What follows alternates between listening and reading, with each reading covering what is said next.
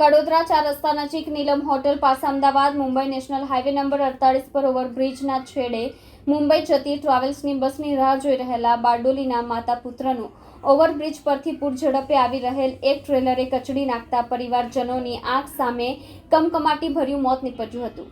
કડોદરા 4 રસ્તા નજીક નીલમ હોટલ પાસે Ahmedabad Mumbai national highway number 48 ઉપર ઓવરબ્રિજના છેડે મુંબઈ જતી ટ્રાવેલ્સની બસની રાહ જોઈ રહેલા બારડોલીના માતા પુત્રનું ઓવરબ્રિજ પરથી પૂર ઝડપે આવી રહેલ એક ટ્રેલરે કચડી નાખતા પરિવારજનોની આંખ સામે કમકમાટી ભર્યું મોત નીપજ્યું હતું।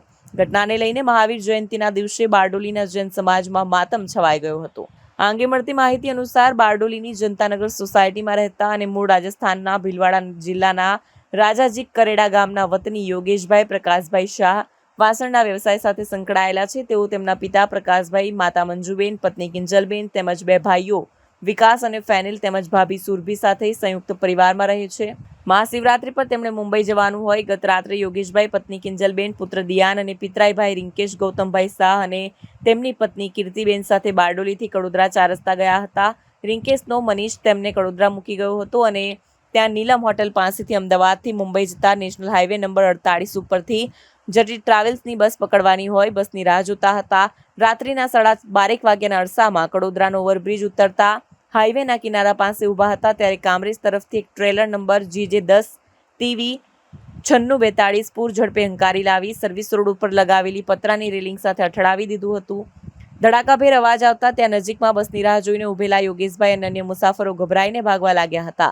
તે દરમિયાન તેમની પત્ની કિંજલ અને દિયાન બંને પણ ભાગવા જતા ટ્રેલર ચાલકે સ્ટીયરિંગ પરનો કાબુ ગુમાવી દઈ કિંજલ અને દિયાનને અડફેટમાં લીધા હતા। અકસ્માતમાં ટ્રેલરનું વ્હીલ કિંજલના માથા પરથી જ્યારે દિયાનના કમર પરથી ફરી જતા તેઓનું ઘટના સ્થળે જ કમકમાટી ભર્યું મોત થયું હતું। ઘટનાની જાણ થતાં જ કડોદરા પોલીસ પણ સ્થળ ઉપર આવી પહોંચી હતી અને મૃતદેહનો કબજો લઈ પલસાણા ખાતે પોસ્ટમોર્ટમ કર્યા બાદ બંને મૃતદેહો પરિવારજનોને સોંપ્યા હતા। આજે મહાવીર જયંતિના દિવસે જ આવી કરુણાંતિક સર્જાતા બારડોલીના જૈન સમાજમાં ગમગીની છવાઈ ગઈ હતી।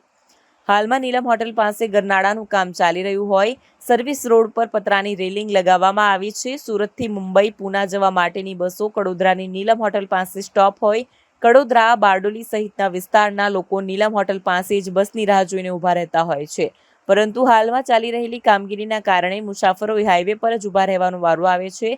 આથી અકસ્માત થવાની સંભાવના વધી ગઈ છે।